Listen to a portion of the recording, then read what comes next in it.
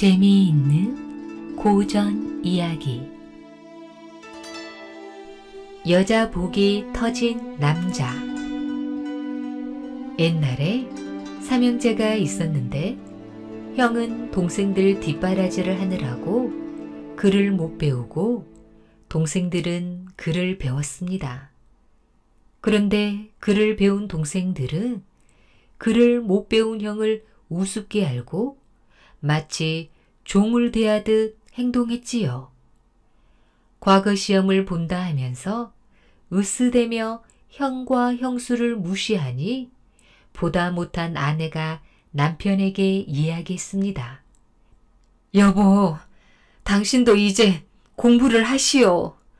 아무리 애써 동생들의 뒷바라지를 해봤자 저렇게 우리를 무시하니 어디 억울해서 살겠어?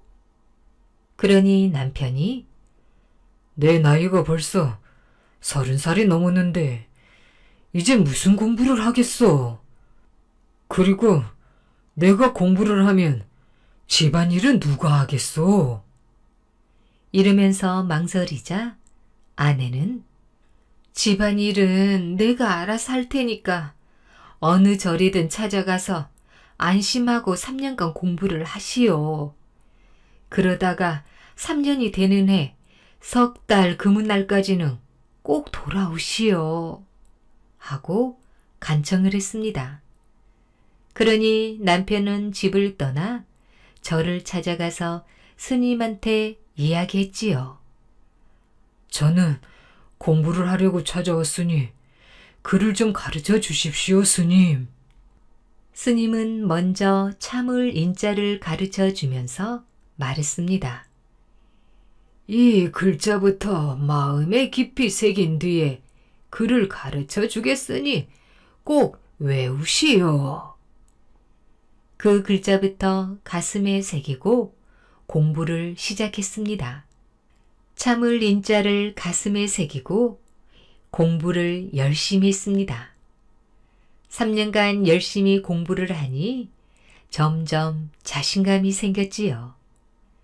그러던 어느 날 스님이 그 사람을 부르더니 여기서 공부한 지가 벌써 3년이 다 되었소.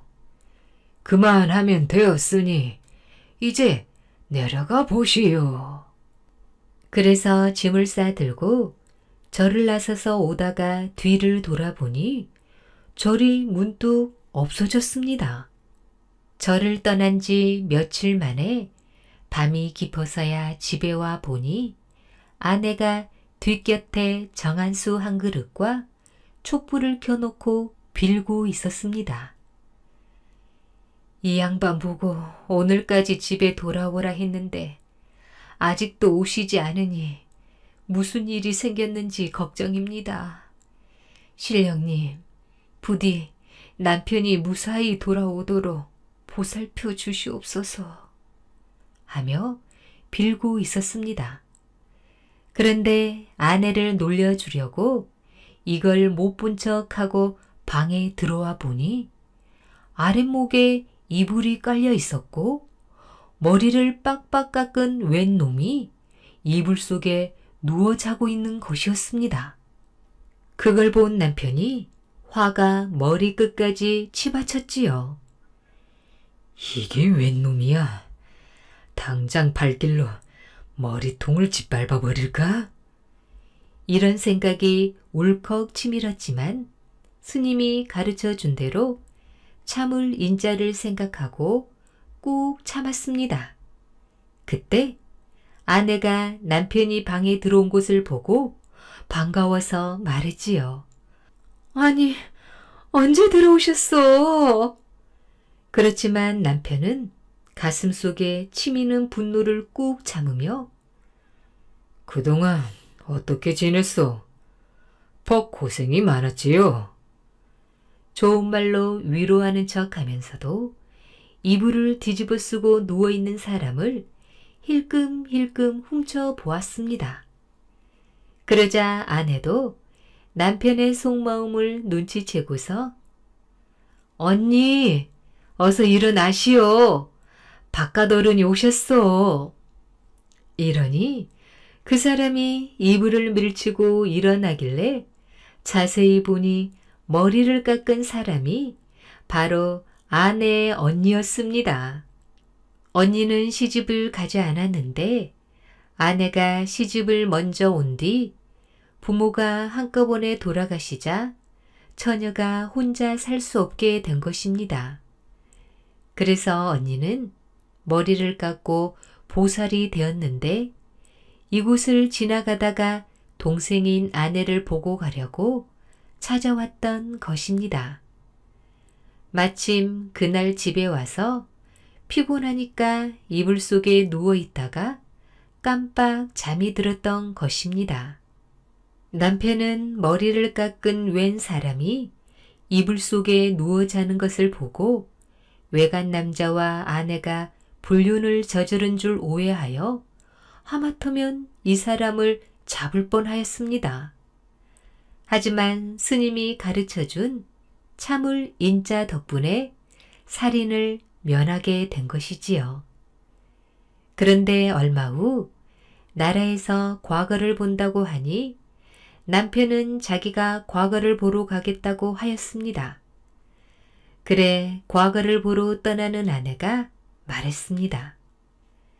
과거를 치르러 다녀오는 동안 어려운 일이 많을 것이니 항상 조심하시오. 이러면서 당부를 하였지요. 이 사람이 과거를 치르러 가는데 길에서 아는 선비를 만났습니다. 그 선비는 문벌이 좋은 양반집 아들이라 글을 많이 배웠지요. 그 선비가 이 사람을 보자 자네 지금 어디 가는가? 과거를 보러 한양에 올라가는 길이요. 이 말을 들은 선비는 참 기가 막혔습니다. 이 사람이 3년 동안 공부를 하는 것도 모르고 무시하게 되었지요. 과거를 아무러 보나. 저런 무식한 사람이 과거를 지르러 간다 하니. 헤헤. 그러고는 이렇게 말했습니다. 자네는 여기 있다가 뒤에 오게. 이러면서 떨쳐버리고 가려 하니 이 사람이 매달렸지요. 과거가 얼마 안 남았다고 하는데 지금 가야 할 게 아닌가? 그러지 말고 같이 가세. 이 사람이 같이 가겠다고 매달리니까 선비는 귀찮았습니다. 이 사람을 어찌 떨쳐버리고 갈까 생각하고 있는데 저쪽에 어떤 아주머니가 있었지요. 그걸 보자 선비는 꾀를 내었습니다. 저기 저 아주머니한테 가서 희롱을 하고 온다면 데리고 가겠네. 이 사람이 생각을 해보니 참 더럽고 안 입고 왔지요. 그런데 선비는 배운 게 많지만 자기는 배운 게 적으니 별 수 없었습니다. 그러니 어쩔 수 없이 그 아주머니한테 가서 말했습니다. 아주머니, 지나가는 사람인데 궁금한 게 있어 그러니 좀 알려주십시오. 뭐가 그리 궁금하시오? 방바닥에 깔고 자는 자리를 가리키며 물었습니다. 저건 무엇라 합니까? 자리라고 합니다. 그러자 이 사람이 고개를 갸우뚱하며 그래요? 그런데 이걸 이웃 사람들은 자리라 하지 않고 하던 자리라고 하던데요? 이러고 나서 또 그 옆에 있던 가위를 가리키며 이것은 무엇이라고 합니까? 그거야 하구새끼라고 합니다. 이렇게 이야기하는 곳이었습니다. 그래서 이 사람은 그 아주머니 모르게 얼른 그 가위를 자리 밑에 숨겨놓고 왔지요. 선비가 말했습니다. 그 아주머니를 희롱했나? 그렇소. 그렇다면 그 아주머니 말을 들어봐야 하겠구만. 선비가 아주머니한테 확인을 하겠다고 하고 있는데 그 아주머니가 헐레벌떡 쫓아왔습니다. 저 양반한테 물어볼 말이 있어 왔어. 당신이 아까 그 하구 새끼 가져갔어? 가위라고 하면 될 것을 하구 새끼라고 하니 선비가 듣기에 좀 그랬습니다. 아, 그건 말이오. 그건 하던 자리 밑을 살펴보시오.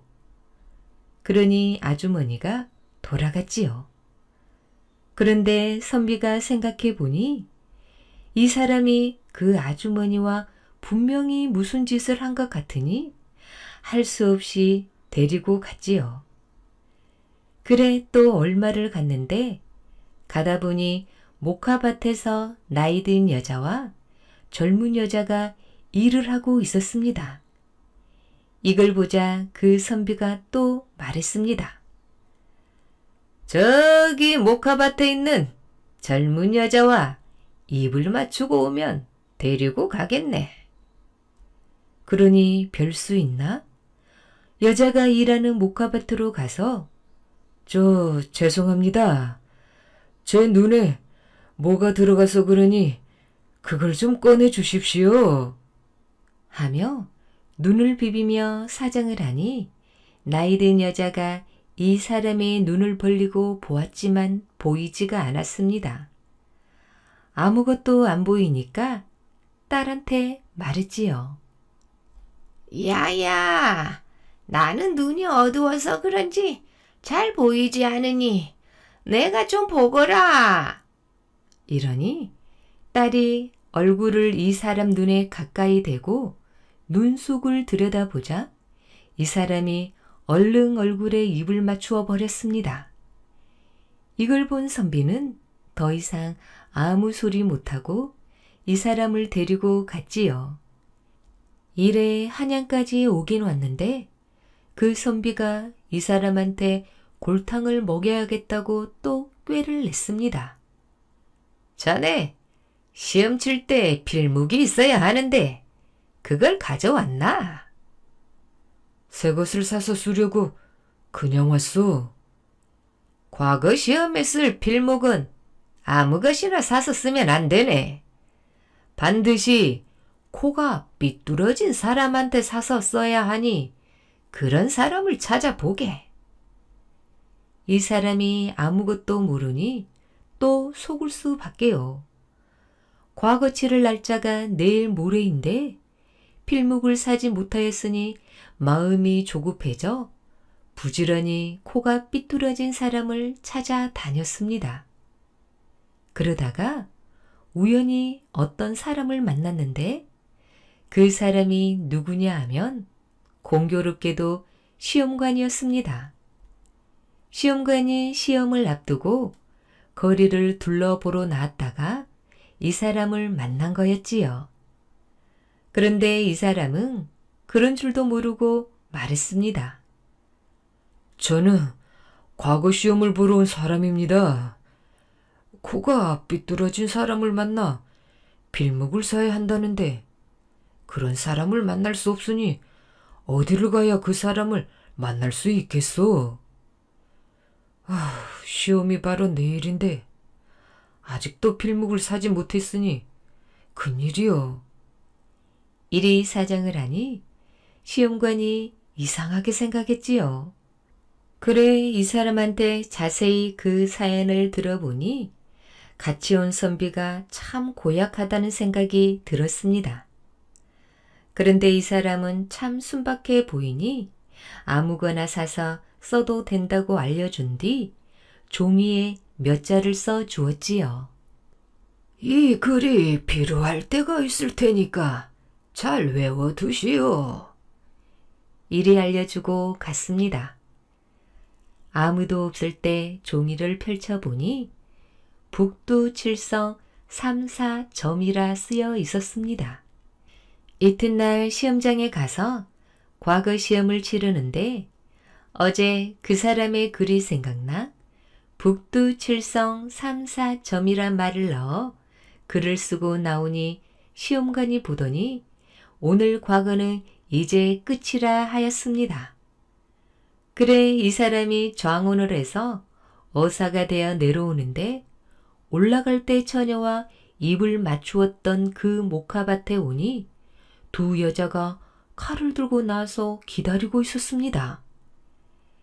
당신이 그때 입을 맞추었기 때문에 우리 딸의 혼사길이 막혔으니 딸을 데려가든지 데려가기 싫으면 차라리 목을 베고 가시오. 이러는 것이었습니다. 할 수 없이 집에 데리고 와 아내한테 자초지종을 다 말하고 나니 아내가 내 그럴 줄 알았소 하면서 데려온 그 딸은 후처로 삼아 잘 살았다고 합니다. 영영 건넌 다리. 서울 종로에 있는 청계천에는 다리가 아주 많습니다. 다리는 제각각 이름이 있는데 과일을 파는 시장 옆에 있다 하여 과일 파는 가게를 뜻하는 모정교, 개천에 물높이를 재기 위한 수표석을 세웠다 하여 수표교, 근처에 왕버들이 많았다 하여 버들교 등 재미있는 이름이 많지요. 그중 영영 건넌 다리로 불리는 다리를 소개하려고 합니다. 이 다리는 사랑하는 사람과 영원히 이별했다는 뜻으로 영이별교라고 불리는데 원래 이름은 왕신평대교였습니다. 지금은 영동교로 불리지요. 얼마나 슬픈 사연이 있기에 이 다리는 이름까지 바뀌었을까요? 한번 들어볼까요? 옛날에 한 아리따운 아가씨가 살았습니다. 아가씨는 15살이 되자 혼인을 하게 됐는데 바로 그 나라의 임금에게 시집을 가게 되었습니다. 원래 혼인이라는 것이 경사 중에 경사인데다 다른 사람도 아닌 왕가의 혼인이니 아가씨 집안뿐만 아니라 나라 전체의 큰 경사였습니다.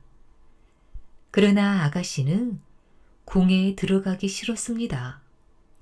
왜냐하면 궁궐 사정이 몹시 안 좋았거든요. 임금의 숙부라는 자가 어린 임금을 허수아비 취급하며 왕의 자리를 뺏으려 했습니다. 궁궐하는 임금의 숙부가 임금 편에 선 사람을 잡아다가 고문하는 소리로 하루도 조용할 날이 없었지요. 임금을 따르던 신하와 친척들은 모두 쫓겨나거나 죽었다는 소문도 들렸습니다. 그러니 아가씨는 두려울 수밖에요. 하지만 나라에서 정한 일이니 어쩔 수가 없었습니다. 아가씨는 결국 임금과 혼인하여 궁궐에 들어갔습니다. 이제 왕비가 된 것이지요. 혼인 전 왕비는 지아비가 될 임금에 대해 이것저것 상상을 했습니다. 임금님은 어떻게 생겼을까? 임금님도 나처럼 하고 싶은 일이 많을까? 내 또래라고 하던데 친구는 있을까? 그러나 직접 만난 임금은 낯설기만 했습니다. 이런저런 복잡한 애식을 치러가며 부부가 되었지만 대면했지요.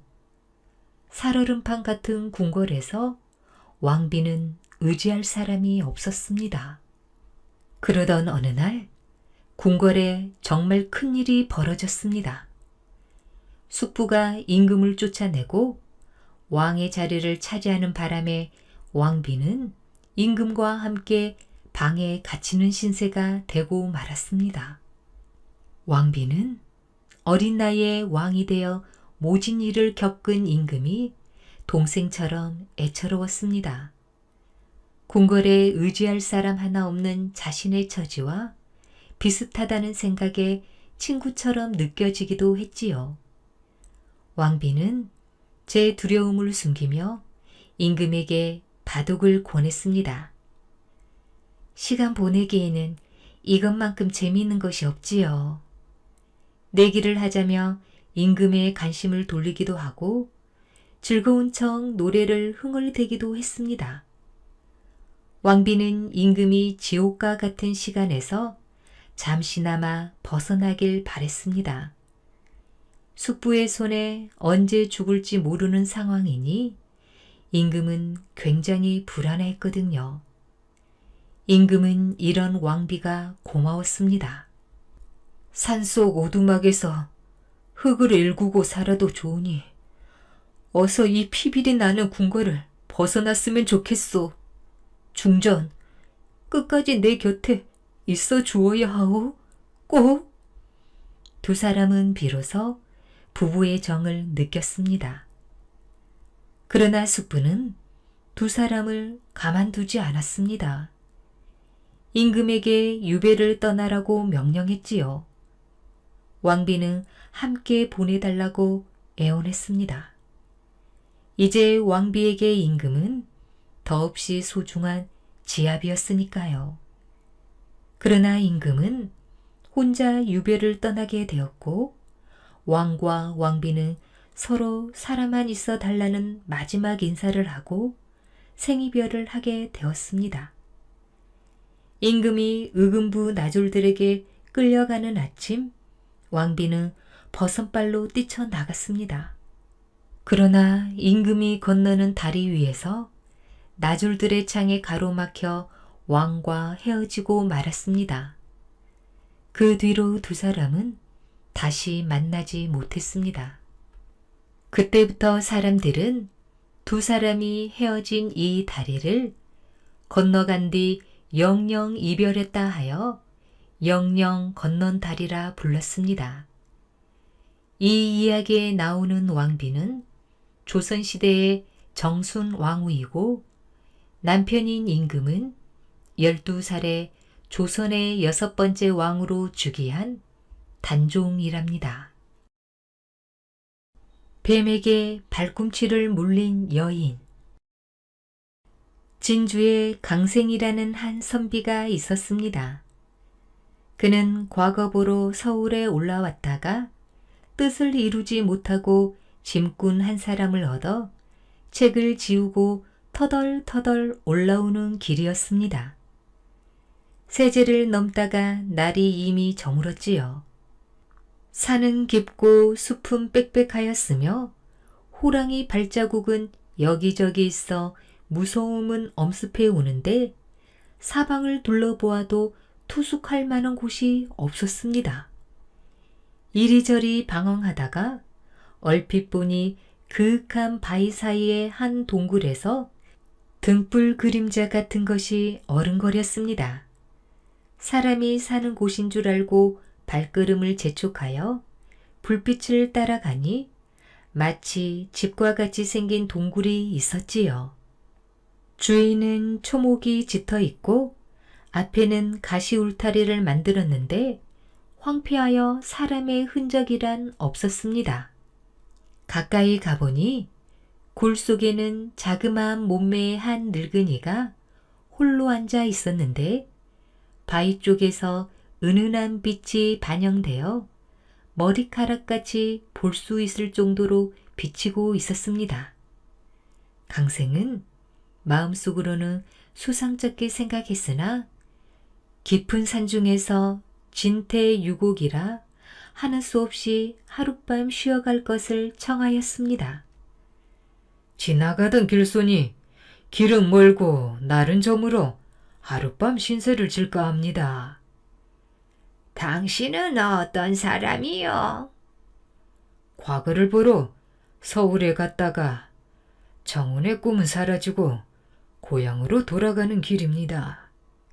내가 어찌 나그네의 하룻밤 잠자리를 아껴서 하는 말이겠습니까마는 나에게 아들 셋이 있는데 그들이 서쪽 산으로 사냥을 나갔다가 이제 돌아올 시각이 되었습니다. 혹시 그들에게 거스를까봐 염려되니 조심하여 돌아가시는 게 좋을 것입니다. 거절을 당한 강생은 무서워하면서 그곳을 나왔으나 밤은 깊고 하늘은 어두워 방향을 찾을 수 없어 하는 수 없이 숲 사이에 몸을 은신하고 자는 둥 마는 둥 새벽을 기다리고 있었습니다. 조금 후에 산골짜기에서 천지를 진동하는 소리가 나더니 나무와 숲이 바람에 쓰러지며 무엇인가 내려오고 있었습니다. 기겁을 한 선비가 숨을 죽이고 엎드려 살펴보니 그것은 석가래만큼씩 한 3마리의 커다란 뱀이었습니다. 이놈들은 굴 속으로 들어가더니 곧장 3사람의 장부로 변하여 늙은이 앞에 줄지어 앉는 것이었습니다.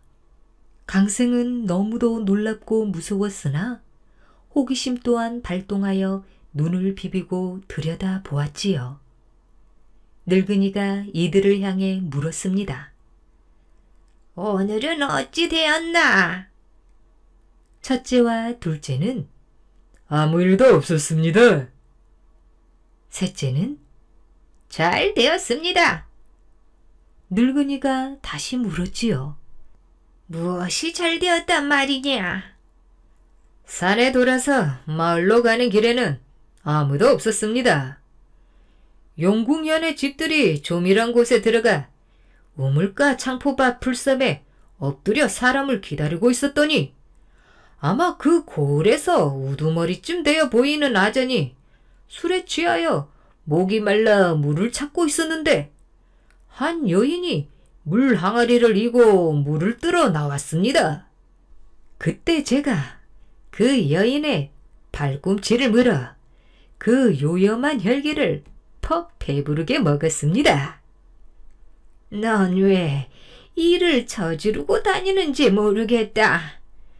우리가 이제 모두 죽음을 당할는지도 모른다. 그까짓 것을 가지고 뭘 그러십니까? 고을의 우두머리라면 그가 구하지 못한 것은 없을 것이다. 약을 구하는 등 재앙을 물리치기 위하여 반드시 모든 노력을 기울일 것이다. 만약 정월 첫 해일에 만든 참기름을 얻어 그 상처에 바르고 또 그것을 낫자루 구멍에 발라 울타리 띠에다 꽂아두면 우리들은 다 죽고 마는 것이다. 하고는 오래도록 한탄하는 것입니다.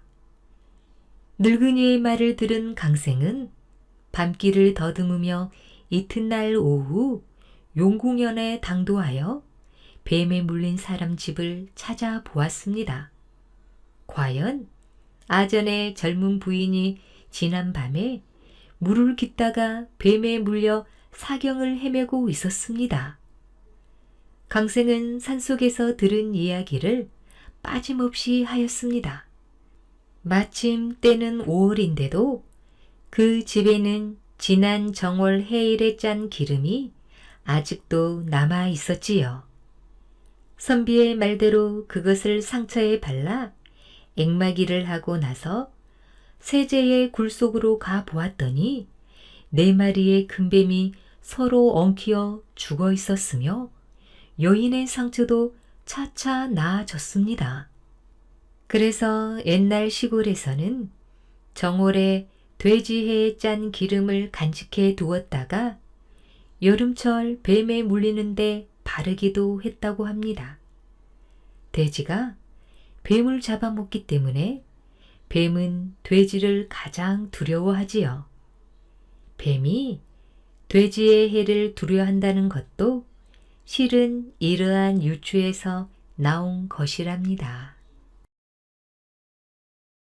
못된 형이 받은 응보. 옛날 어느 곳에 형과 동생이 살았는데 형은 잘 살고 동생은 못 살았습니다.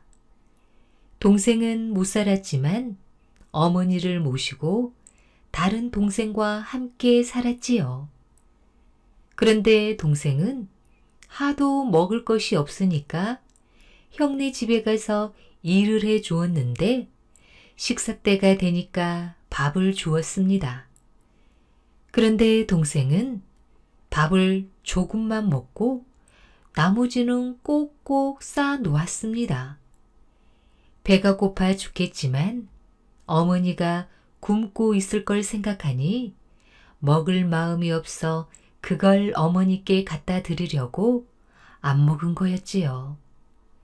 먹지 않고 싸 놓으니까 형이 말했습니다. 왜 너는 밥을 안 먹냐? 어머니에게 갖다 드리려고 안 먹소. 그 말을 들은 형은 내가 배가 고프면 일을 어찌 하겠냐? 어머니 줄 건 따로 줄 테니 걱정 말고 다 먹거라. 동생은 형의 말을 믿고 냉큼 밥을 다 먹어버렸습니다.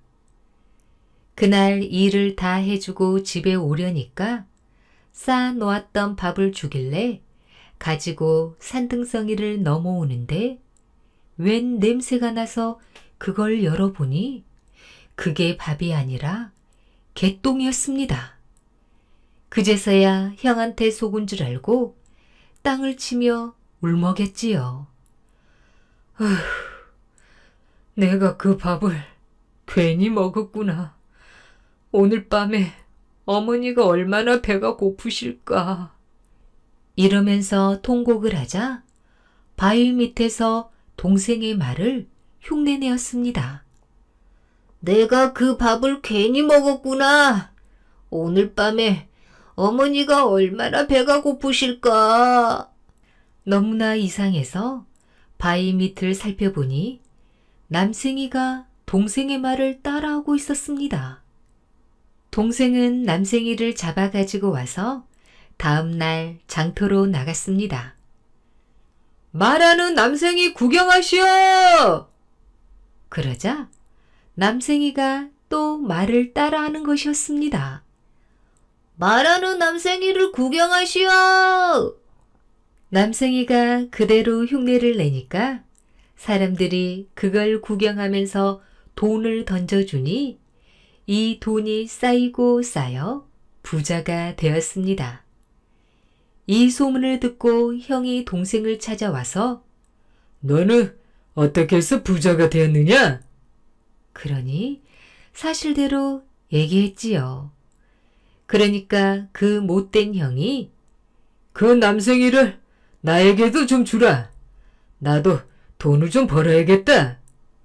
이러면서 억지로 그놈을 빼앗아 가지고 장에 나가서 말하는 남생이를 구경하시오! 하면서 큰 소리로 사람들을 모았습니다. 그런데 아무리 말을 시켜도 남생이가 아무 말도 하지 않았습니다. 사람들은 화가 났습니다. 이 멀쩡한 놈이 실없이 바쁜 사람을 불러놓고 거짓말을 하네! 하며 두들겨 패니 형이 화가 나서 그만 남생이를 밟아 죽여버렸지요.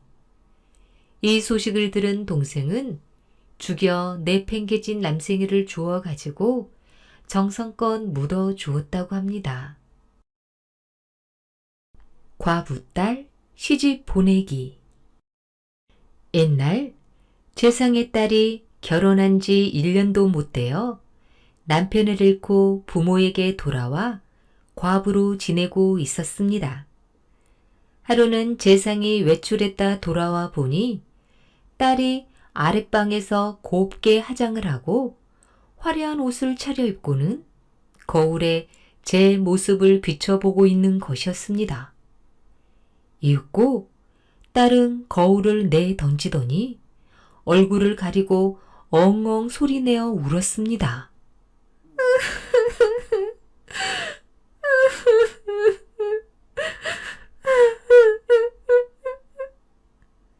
재상은 그 모습을 보고 몹시 측은한 마음이 들어 밖에 나와 앉아 한참 동안이나 말이 없었습니다. 재상 집에 출입하는 친지 중에 무인 한 사람이 있었습니다. 건장한 이 젊은이는 집도 없고 아내도 없는 처지였지요. 마침 이 젊은이가 찾아와 절하며 안부를 물었습니다. 재상은 다른 사람들을 물리치고 젊은이와 단둘이 앉아 말했습니다. 자네 신세가 이처럼 몹시 공궁한데 내 사위가 되어주지 않겠나? 젊은이는 당황하여 몸을 움츠리며 말했지요. 이 무슨 말씀이십니까? 말씀하시는 뜻을 잘 몰라 감히 따르지 못하겠습니다. 농담하는 게 아닐세. 재상은 상자에서 은화 한 뭉치를 꺼내주며 말했습니다.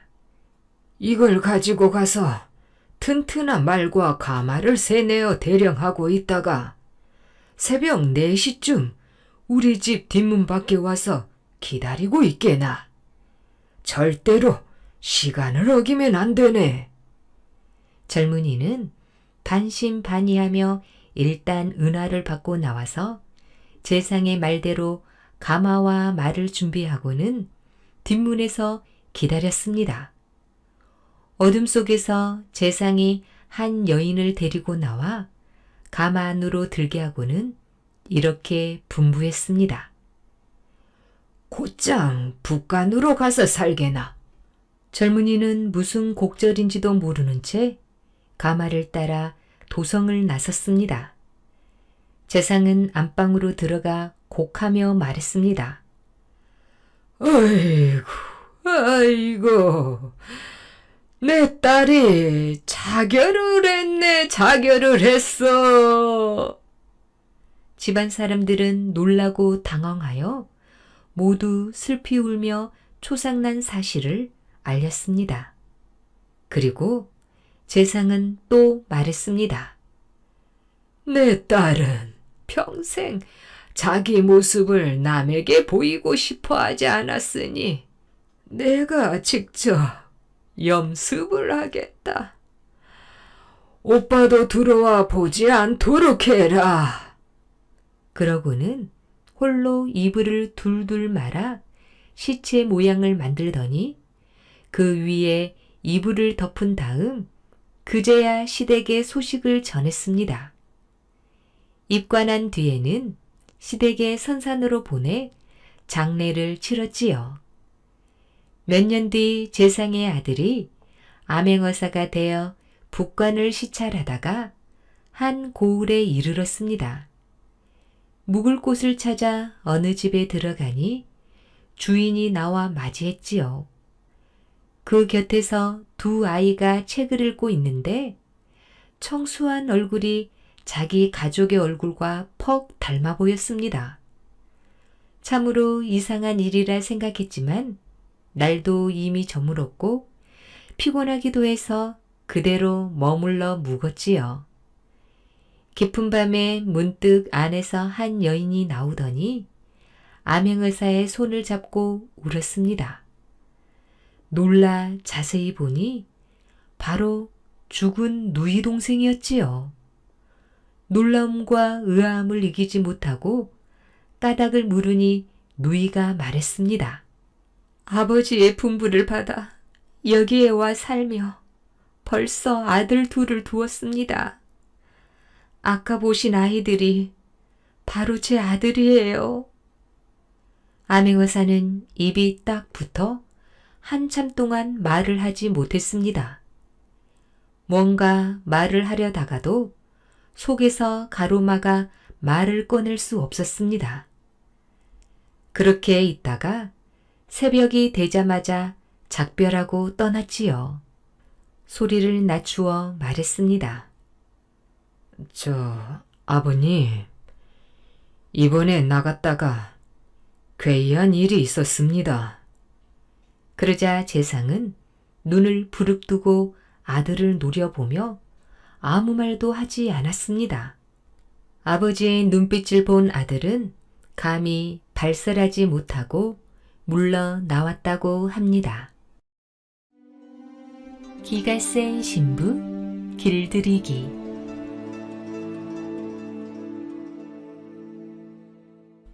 옛날 어느 작은 마을에 관연한 여자가 살고 있었답니다. 여자는 적당히 나이가 차면 시집을 가야 하는데 그 여자한테는 도통 중매가 들어오지 않았던 것입니다. 어찌나 성미가 괄괄하고 사나운지 웬만한 사내는 그 여자를 당해낼 재간이 없었으니까요. 아무튼 중신어미가 문턱이 닳도록 드나들며 백방으로 노력한 끝에 간신히 혼사가 이루어지게 되었습니다. 소문으로 그 여자의 행실을 익히 들어 알고 있던 신랑의 부모는 걱정이 태산 같았습니다. 그러나 아들은 걱정하는 부모 앞에서 태연한 얼굴로 큰 소리를 쳤습니다. 사내 대장부가 아녀자 하나 제대로 못 거느리고 산다면 말이 되겠습니까? 집안이 어수선한 것은 다 남자가 못나서 그런 겁니다. 그래도 어디 보통 여자라야지. 정말 내가 그 억센 여자를 감당할 수 있겠느냐? 아무리 기가 세고 기운이 장사라 해도 결국은 아녀자에 지나지 않습니다. 어찌 하늘 같은 남편을 이길 수 있겠습니까? 제가 다 생각 있으니 너무 걱정하지 마십시오. 그렇게 해서 애정대로 혼례가 치러지게 되었습니다. 혼례날 신랑은 떡 벌어지게 한 상 가득 잘 차려준 음식들을 가리지 않고 잔뜩 먹었습니다. 워낙 술을 좋아하는지라 사람들이 부어주는 술도 사양하지 않고 받아 마셨습니다. 그 시각 신부는 신랑을 기다리며 예가 탔습니다.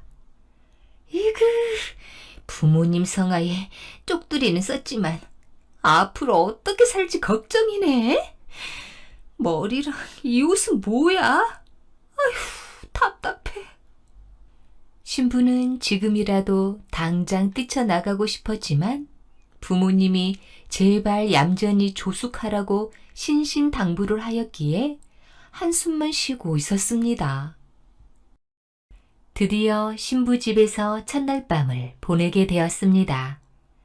얼큰하게 취한 신랑이 신부가 기다리고 있는 방으로 들어갔습니다. 신랑은 호롱불 앞에 다소곳이 앉아있는 신부의 모습을 곁눈질로 찬찬히 훑어보았습니다. 그런데 아무리 예쁜 곳을 찾아보려고 애를 써도 도무지 그런 구석이 눈에 뜨이지 않았습니다. 이리 보고 저리 보아도 호락호락하지 않을 드센 기운만 느껴질 뿐이었지요. 그래. 살다 보면 정도 생기고 정이 생기면 얼굴도 예뻐 보이겠지 뭐. 예나 지금이나 혼례 준비에는 많은 노력이 필요하지요. 이틀이고 사흘이고 혼례 준비를 하느라 얼마나 고단했던지 신부는 어느덧 깊이 잠이 들었습니다. 신랑은 가만히 신부의 잠든 얼굴을 내려다보며 생각했습니다. 신부의 드센 성미를 제압할 좋은 기회야. 앞으로 함부로 굴지 못하게 멋진 꾀를 내어 콧대를 꺾어 놓아야겠다. 곰곰이 생각에 잠겨있던 신랑의 얼굴에 미소가 떠올랐습니다. 신랑은 살며시 방을 빠져나가 뒷간으로 갔습니다. 잠시 후 방으로 돌아온 신랑 손에는 똥물이 들어있는 자배기가 들려 있었습니다. 어휴, 냄새. 미안하오. 당신의 성미를 고칠 방법은 이것밖에 없는 것 같소. 신랑은 신부의 속옷을 살며시 벌려 똥물을 부어놓고 신부의 곁에 드러누워 잠을 청했습니다. 얼마나 시간이 지났을까요? 정신없이 잠에 취해 있던 신부는 왠지 찝찝하고 불편한 느낌이 들어 눈을 떴습니다. 몸을 비틀어 돌아 누우려는 순간 아랫도리가 축축해서 다리를 뻗어보니 무언가 뭉클한 느낌과 함께 구릿한 냄새가 코를 찔러왔습니다. 이게 무슨 냄새야? 설마 내가? 오늘 먹은 것도 없는데? 신부는 얼굴이 빨개진 채 어찌할 바를 모르고 앉아 있었습니다. 세상에 첫날 밤 신부가 똥을 싸다니 그런 이야기는 들어본 적이 없었습니다. 이 소문이 바깥에 전해지면 도저히 얼굴을 들고 살 수 없을 것입니다. 내가 이러고 있을 때가 아니지. 이 사람이 일어나기 전에 빨리 치워야지. 이 사람이 알면 날 얼마나 놀리고 무시하겠어. 그런 꼴은 못 보지.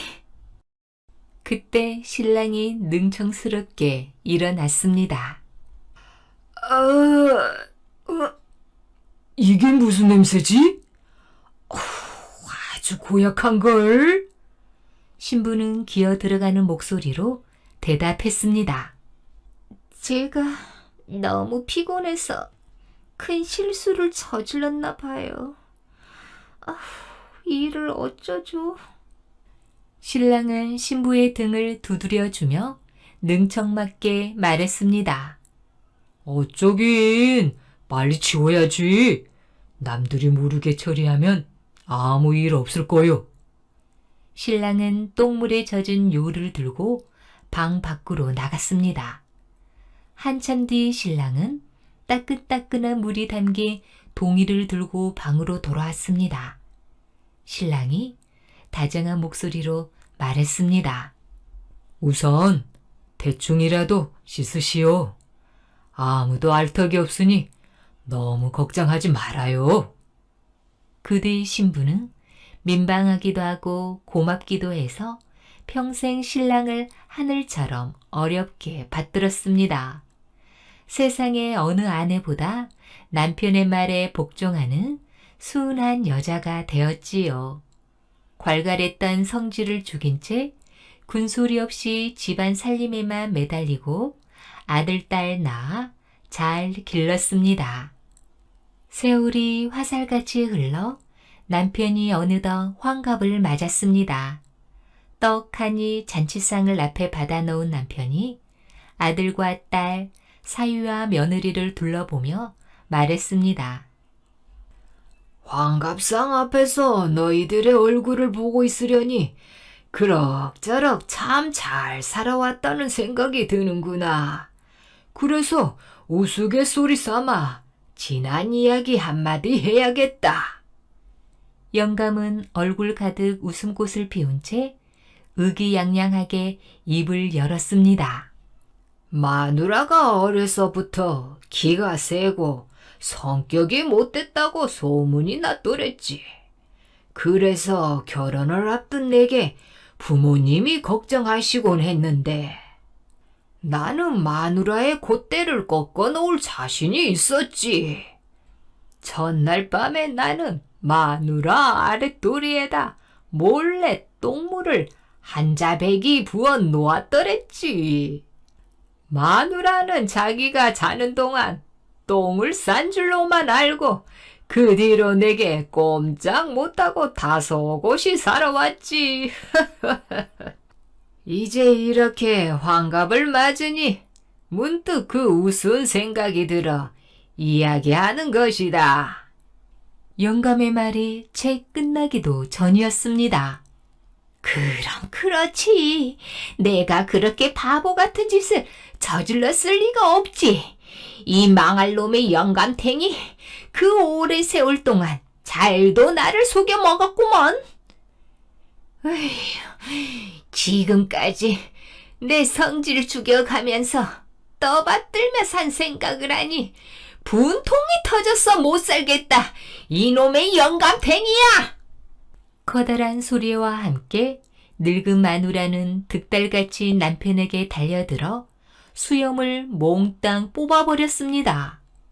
꾀를 내어 오랫동안 마누라의 성미를 죽이며 살아오는 데는 성공했지만 뒤늦게 입방정을 떠는 바람에 남편은 본전도 못 찾고 많은 사람들 앞에서 톡톡히 망신을 당할 수밖에 없었답니다.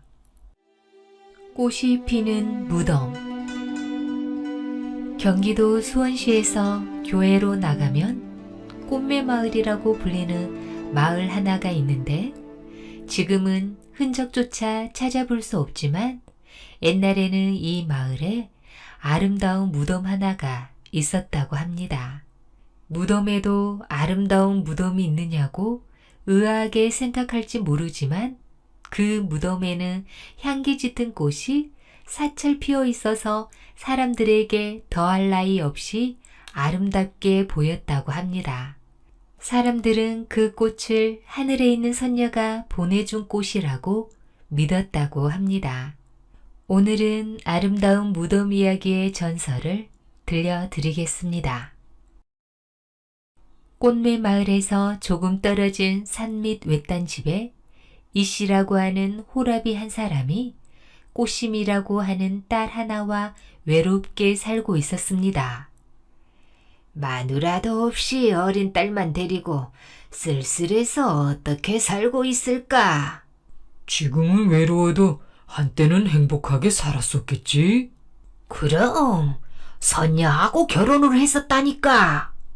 사실 호랍이 이씨는 20살 때에 부모가 마을에 있는 처녀를 골라 장가를 보내려고 했더니 이씨는 그것을 마다하고 집을 획 나가버리고 말았습니다.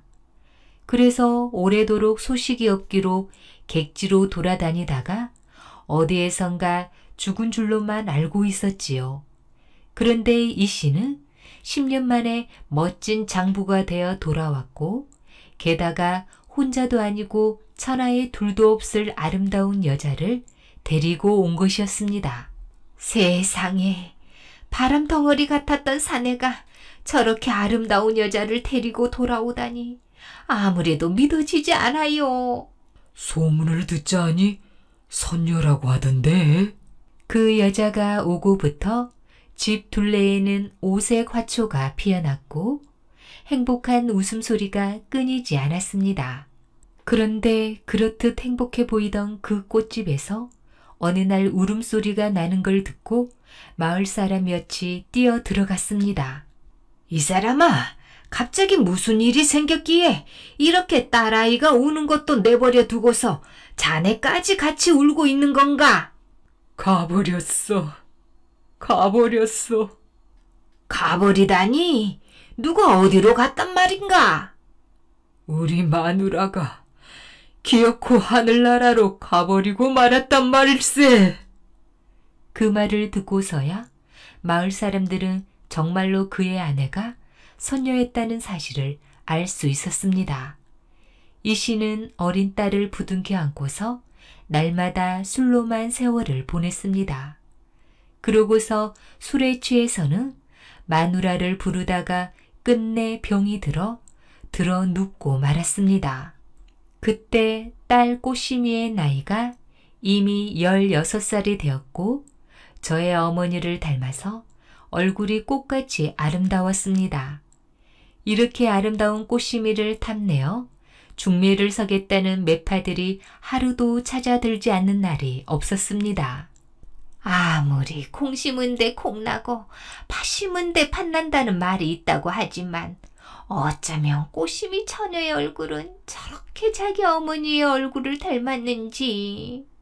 내가 말한 집 총각은 인물도 잘났고 그 집이 고을에서도 제일 가는 부자니까 꼭 놓치지 말아요.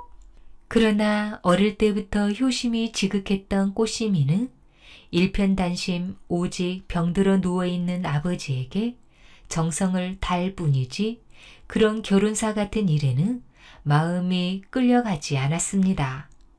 그러나 그렇듯 지극했던 효심도 소용없이 아버지 이씨는 임종을 느꼈던지 꽃심이의 손을 잡곤 눈물을 주르르 흘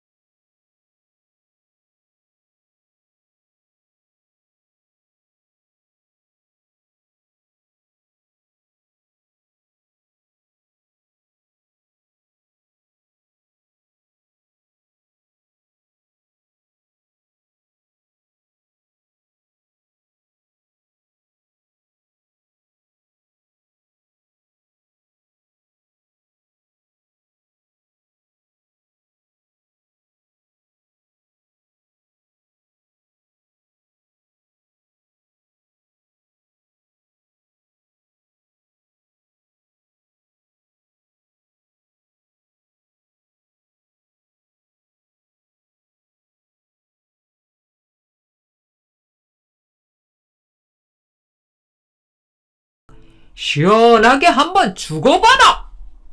대청에서 아래로 뛰어내려온 온님은 포졸들이 들고 서 있는 칼을 빼앗아 손수 꽃심이의 목을 내리쳤습니다.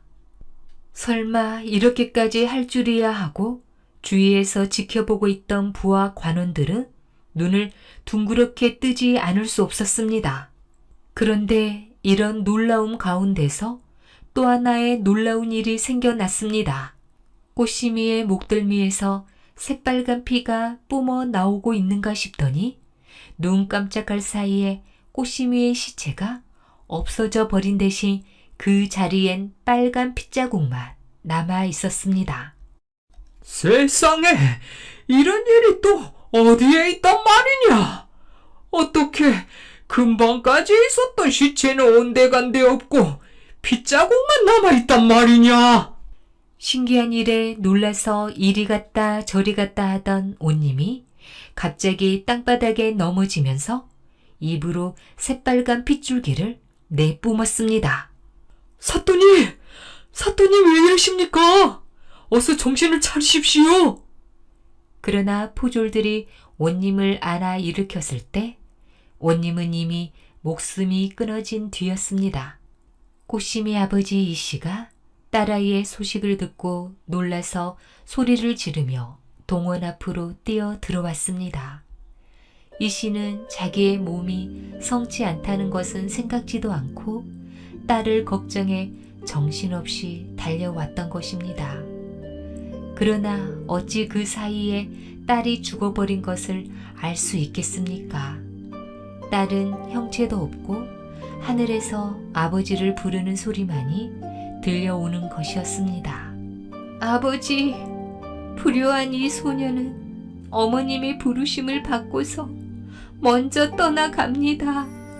그 소리가 끝나기 무섭게 하늘에서 새빨간 꽃송이들이 비처럼 날아 내려왔습니다. 꽃심아, 이 아비를 두고서 내가 먼저 하늘나라로 올라가다니. 꽃심아, 비처럼 내리고 있는 이 꽃들이 너의 혼이란 말이냐? 내가 처음 너의 어머니를 만났을 때 너의 어머니는 머리에 이런 꽃을 꽂고 있었지. 그리고 우리 집 화단에 심어 놓았던 꽃들 중에도 이런 꽃이 많이 섞여 있었지. 이씨는 그 꽃송이들을 모아다가 집 옆에 묻고 이내 자기도 그 자리에서 숨을 거두었습니다. 세 사람은 모두 이렇게 되어서 하늘나라로 올라가고 땅 위에 남아있는 것은 오직 이씨가 딸의 혼백인 꽃송이들을 묻은 꽃 무덤뿐이었습니다. 세상 사람들은 그 꽃무덤을 꽃매라고 했고 그 무덤에 있는 마을 이름을 꽃매 마을이라고 부르게 되었답니다. 오늘 준비한 이야기는 여기까지입니다. 더 재미있는 이야기로 다시 만나겠습니다. 꿀잠 주무세요.